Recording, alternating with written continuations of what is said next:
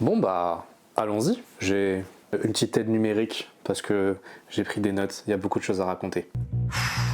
Bonjour tout le monde, j'espère que vous allez bien. Aujourd'hui on se retrouve dans une première vidéo sur cette chaîne YouTube pour vous parler d'un projet qui me tenait énormément à cœur et que j'ai réalisé en 2024. Ce projet, c'est une maquette du château de la Belle au Bois dormant de Disneyland Paris en impression 3D.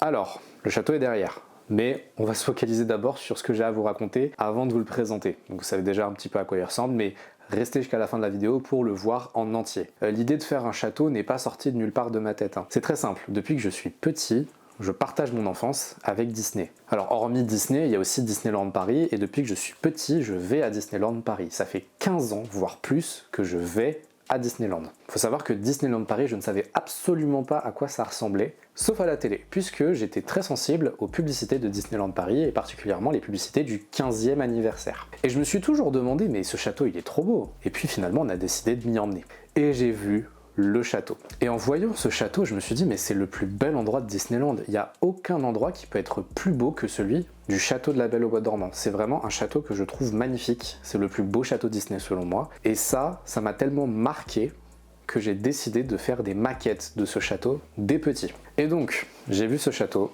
Je suis littéralement tombé amoureux, si on peut utiliser le terme.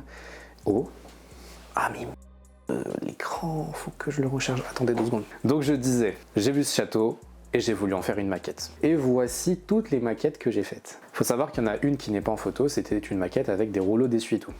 Puis il y a eu cette maquette.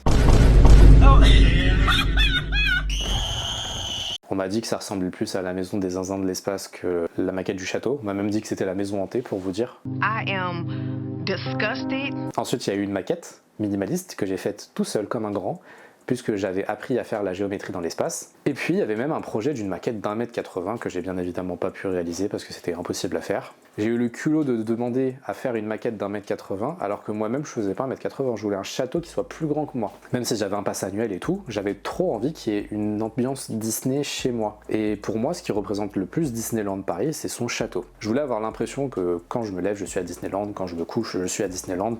Enfin bref, des trucs quand on est petit quoi. Donc, cette maquette-là, ces maquettes-là, je les ai toutes faites. Et parmi toutes ces maquettes-là, pour terminer l'introduction, il y en avait une dernière. C'est la maquette de Robert Nava qui est disponible sur son site Disney Experience. D'ailleurs, je vous laisse le lien dans la description de cette maquette. Si vous souhaitez la faire, je trouve que c'est une très bonne activité. Cette maquette-là, je l'avais réalisée en 2020-2021 quand j'étais en 2e année d'études et il fallait bien faire passer le temps parce que bien évidemment, nous expliquer à faire un rond sur Illustrator pendant 1 heure, c'est un petit peu chronophage. Donc j'étais un petit peu dans mes rêves, dans ma tête et tout. Enfin, j'étais un peu ailleurs. Et comme j'étais curieux de savoir si le mec avait mis à jour la maquette, j'ai regardé le site. En jetant un coup d'œil, il y a mon pote Hugo qui était juste à côté de moi qui m'a dit « Est-ce que tu vas la faire cette maquette ?» Tu as créé quelque chose de mauvais. Et du coup je l'ai refaite, tout simplement parce que ça m'a donné envie de la refaire, mais en plus grand, en A3. Et quand je l'ai faite, ben ça m'a pris beaucoup de temps, c'était assez dur, mais le résultat en valait la peine. J'avoue que cette maquette-là que j'avais faite en papier, elle était plus ambitieuse que les précédentes et mieux fait, mais elle avait quand même des limites. Les limites sont les suivantes, je trouve que la maquette de Robert Nava, même si elle est extrêmement bien faite, et je le félicite pour son travail, tu vois le truc, tu te dis mais comment il a fait ? Je trouve que ça manquait quand même de précision. Comme je suis pass annuel, je vais très souvent à Disneyland Paris et je passe toujours devant le château. Et j'ai pris le temps de l'observer. Et il y avait des détails qui n'étaient pas sur sa maquette et c'est quelque chose qui ne me plaisait pas tout simplement. Je voulais vraiment la maquette la plus fidèle possible au château. Et en plus, sa maquette, c'est la version centrale du château, alors que moi je voulais tout le château. Sa colline et l'aile est, l'aile arrière, juste derrière le château. Je voulais absolument tout. Et justement, cette maquette-là, puisque je l'avais faite pendant le confinement, puisque Disneyland Paris était fermé et que j'étais privé de château, eh bien le temps est passé et Disneyland Paris a réouvert. Et en réouvrant, cette maquette-là, je l'ai laissée un peu tomber. Donc elle a pris la poussière, elle s'est décollée, ça a jauni. Je suis assez difficile avec moi-même au niveau du travail. Je veux que les choses soient toujours bien faites et bien droites. Le château de Disneyland Paris n'est pas penché, alors pourquoi ma maquette, elle est penchée ? Au final, je m'occupais plus de cette maquette-là. Et après des tentatives pour essayer de sauver cette maquette, il fallait que je m'en détache et que je fasse une nouvelle maquette du château de la Belle au Bois dormant. Et en réfléchissant énormément à trouver la nouvelle façon dont j'allais faire cette maquette, une idée m'est venue en tête. L'impression 3D. L'impression 3D, ça a commencé vers 2012-2013 et j'étais déjà à l'affût de cette technologie-là. Et comment vous dire qu'à l'époque, ça coûtait extrêmement cher, mais aujourd'hui, c'est totalement abordable. Et c'est à ce moment-là que j'ai décidé d'acheter une imprimante 3D et de lancer mon projet en impression 3D.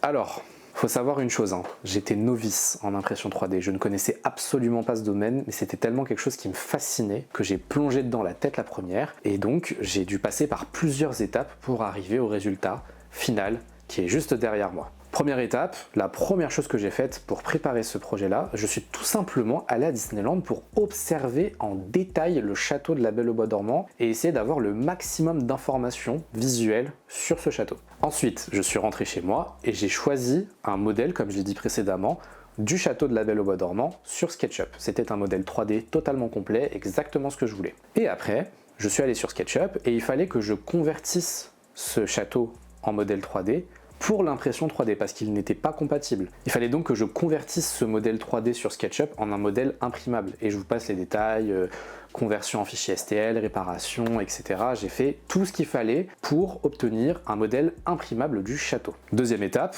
maîtriser une imprimante 3D. Sachez qu'une imprimante 3D, ce n'est pas comme une imprimante classique 2D, ça n'a rien à voir. Il y a tout à connaître, absolument tout. Il fallait que j'apprenne tout le plus rapidement possible et j'avoue que j'ai été très efficace dans ma méthode d'apprentissage. Il fallait comprendre tous les aspects de l'impression 3D pour ceux qui connaissent. Et forcément, puisque j'apprenais, je faisais des erreurs, mais il était hors des questions que j'apprenne et qu'en même temps j'imprime le château. Donc éviter les gauchissements, éviter les décrochages, éviter la sous-extrusion, j'ai pu éviter en faisant des séries de tests et en m'entraînant. Et heureusement que j'ai fait ces tests-là, parce que sinon j'aurais très bien pu perdre mon imprimante. Je vous explique. J'ai voulu imprimer un petit modèle de champignon, une figurine champignon, et comme j'avais mal calibré ma vitesse d'obturation, n'importe quoi, et comme j'ai mal calibré ma vitesse d'impression, le plastique s'est déposé autour de la buse et de la hot end et elle l'a bouché. J'ai dû la changer. Et du coup, ça m'a appris à faire attention à tous ces aspects-là avant d'imprimer. C'est comme ça que j'ai appris de mes erreurs et que j'ai pu lancer le projet du château en ayant appris correctement à utiliser une imprimante 3D et à manipuler l'impression 3D. Maintenant que je maîtrise l'impression 3D, maintenant que mes fichiers sont prêts, c'est le moment d'imprimer. Alors je sais pas si on m'entend bien, mais là, quelque chose de hyper important commence aujourd'hui. Alors si j'ai les yeux verts, c'est à cause de mon test pour les lentilles, mais ça sert à rien. Vous voyez ce qui est en train de se passer? Du moins, Neptuna est en train de imprimer le château de la Belle au Bois dormant. Je vais vous montrer la tour que je suis en train d'imprimer. Du moins que ce que Neptuna est en train d'imprimer. Alors du coup, je suis en train d'imprimer le château et Neptuna imprime cette tour. Cette tour qui est en train d'être imprimée, le résultat sera connu dans environ 9 heures. Donc vers 20h30, on saura à quoi ça ressemble. Peut-être que ça va être nul, peut-être que ça va être très bien. Ça m'a l'air d'être bien parti. La période d'impression a été une période extrêmement longue. Ça a commencé fin mars, début avril et ça s'est terminé en juillet. Les tours s'imprimaient petit à petit, parfois il fallait recommencer. Nous sommes au premier jour après le début de l'impression 3D du château et je vous présente la première tour. Ce n'est pas censé être la tour comme elle devait être normalement. La tour, elle devait ressembler à celle-là. Voilà ce qui a été imprimé. Voilà, donc il manque quand même plus de la moitié. J'avais même une bobine de plastique qui a failli tomber sur mon imprimante. Enfin, il s'est passé trop de trucs. Et plus ça s'imprimait, plus je voyais le château prendre forme et il prenait tellement de place. À un moment, je me suis dit, mais mon château, il va être effrayant, il est trop grand, les pièces sont grandes. Elle est terminée. Regardez-moi ça. Regardez-moi cette merveille. Hyper bien fait. Cette tour-là, cette toute petite tour, qui fait à peine 15 cm environ, ça m'a pris 11 heures.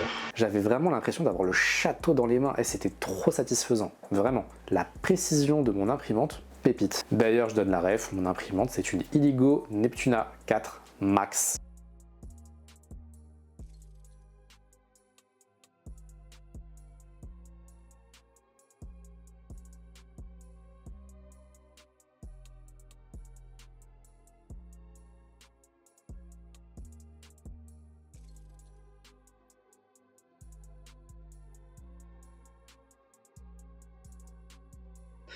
Je sais pas si vous vous rendez compte de la taille qu'a le château actuellement, mais ça c'est uniquement la partie centrale du château. Il n'y a pas l'arrière, l'aile arrière, et la colline avec le parc. Il n'y a pas tout ça et c'est déjà énorme. Sachant qu'après il faudra poncer tout ça. Ça va prendre encore beaucoup de temps. Voici le château dans sa longueur théorique. J'ai suffisamment imprimé pour avoir une estimation de la taille du château, sachant qu'il n'est pas complet. Là, juste sur les parties structure, sans parler du parc. Donc les parties, on va dire, construites, pour ne pas dire les parties organiques, naturelles avec le parc, on est sur une longueur d'à peu près 1,50 m du château. Là, vous avez la partie centrale du château, qui n'est pas encore faite, mais c'est vraiment là où on regarde le plus quand on va à Disney. Là, vous avez la partie que j'appelle l'arrière-cour, parce que c'est là où il y a le puits de Blanche-Neige, c'est là où on a accès à Fantasyland, et c'est là qu'on a le pavillon des princesses, juste là. Non, pas le pavillon des princesses, l'auberge de Cendrillon. Là, ici, vous avez vraiment, pour le coup, la vraie arrière-cour, avec l'épée de Merlin l'Enchanteur, le carrousel de Lancelot, et là-bas, tout au fond, vous avez l'accès à la tanière du dragon, avec la boutique Blanche-Neige vraiment tout au bout. On s'en fout, purée.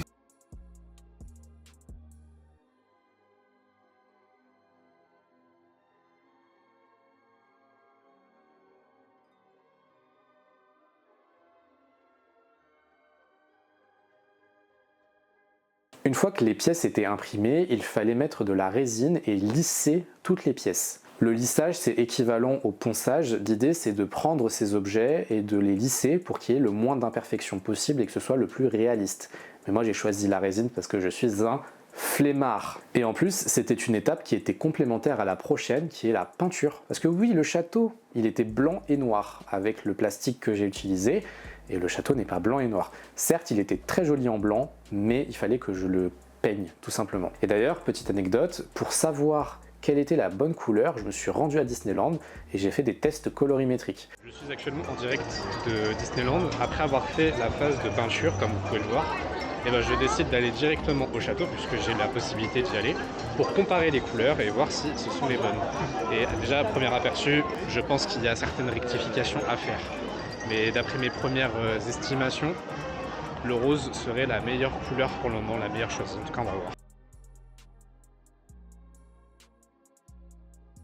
Et il faut savoir aussi que je suis daltonien, donc c'est un peu compliqué, donc j'ai demandé de l'aide. Avant, je pensais que le château il était beige. Pas rose. C'est pour ça qu'il fallait que je fasse extrêmement attention à la colorimétrie de mon château. D'ailleurs, cette étape-là de lissage, c'était tellement pénible parce que je me faisais attaquer par des moustiques puisque je faisais le lissage dehors dans mon jardin. Et on était en plein été et je peux vous dire, j'en ai eu des boutons. Tous les boutons que j'ai sur mon corps là encore aujourd'hui, les cicatrices de boutons, c'était pour ce château-là. Donc j'ai été marqué au corps tellement ce projet, il me tenait à cœur, j'ai été marqué au corps. Voilà, passons à la suite. Pour peindre le château, il fallait d'abord appliquer une sous-couche. En général, dans les modèles 3D, mais c'est valable dans la peinture en général, quand on met de la sous-couche sur un objet, c'est pour améliorer l'adhérence de la couleur qu'on va mettre par-dessus. Et la peinture que j'ai utilisée, c'est de l'acrylique, et en plus la sous-couche, ça permet de lisser davantage le château. Donc c'était très bien. Bombe de sous-couche, voilà, j'avais l'impression d'être un tagger, c'était très très drôle. Et après, j'ai pris le temps de peindre le château, et c'était une étape assez calme, c'était un peu long quand même.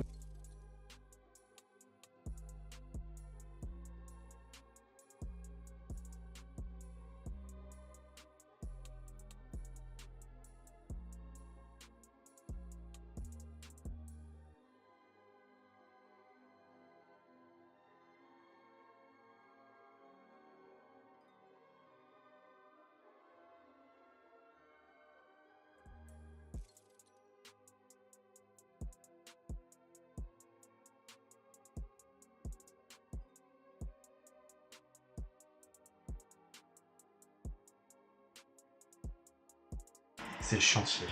Regardez-moi ça. Le château prend toute ma chambre parce que j'ai besoin d'espace et je ne vois qu'une solution, c'est de retirer temporairement mon poste de travail, le temps de finir le château parce que il prend vraiment beaucoup de place.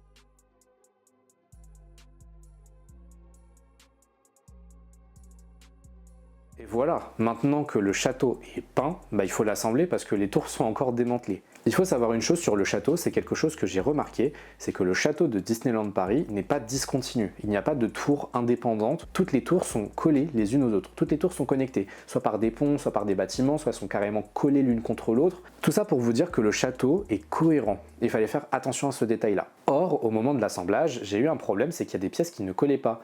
Parce qu'il y a eu des problèmes d'échelle, parce qu'il y a eu des problèmes d'impression. Ça m'a demandé énormément de précision et de patience pour assembler tous ces morceaux-là, sachant qu'il y avait des morceaux qui avaient du mal à coller. J'ai dû coller de force avec des couches intermédiaires. Alors en réalité, quand on voit ma maquette, on se rend compte que c'est pas vraiment le château de Disneyland Paris, mais quand même, la ressemblance est à 98%, voire 99%. Après 15 ans d'attente, de multiples maquettes, de nombreuses visites, 6 mois de travail intensif, je vous présente ma maquette du château de la Belle au Bois dormant.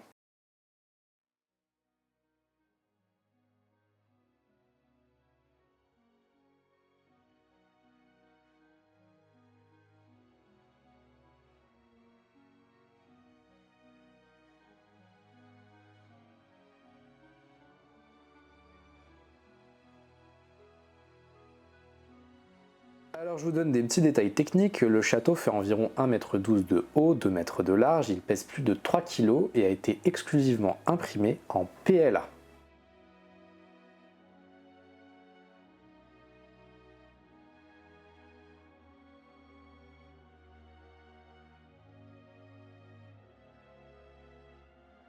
Et comme je vous l'ai dit, j'ai essayé d'être le plus fidèle possible au château d'origine. Il y a quelques imperfections que vous allez sûrement remarquer, surtout si vous avez l'habitude d'aller à Disneyland, mais elles ajoutent quand même une touche très personnelle à mon château et je suis très content qu'il soit comme ça.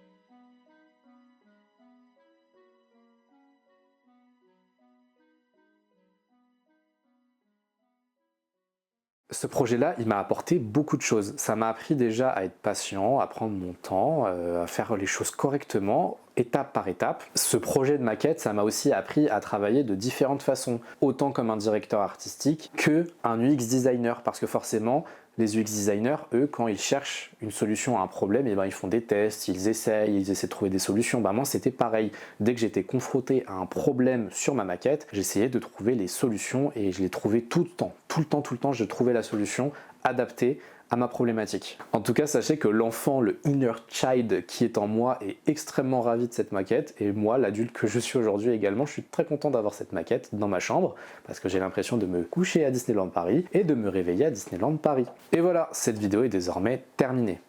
Mon micro-cravate là. Wesh.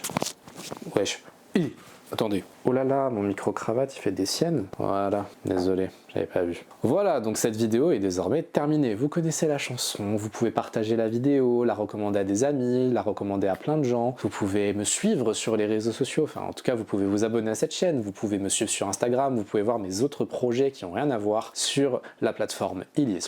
Sachez que d'autres vidéos vont arriver qui ne seront pas forcément sur le thème de Disney. Il y aura par exemple des voyages qui vont pas tarder, des vlogs, des contenus divers et variés. Et j'espère vous retrouver très bientôt dans une prochaine vidéo. Voilà, j'avais rien d'autre à dire, c'est tout. Voilà, donc sur ce, je vous souhaite une très bonne journée, une très bonne soirée, de bonnes vacances, un bon week-end, et on se retrouve très vite dans une prochaine vidéo.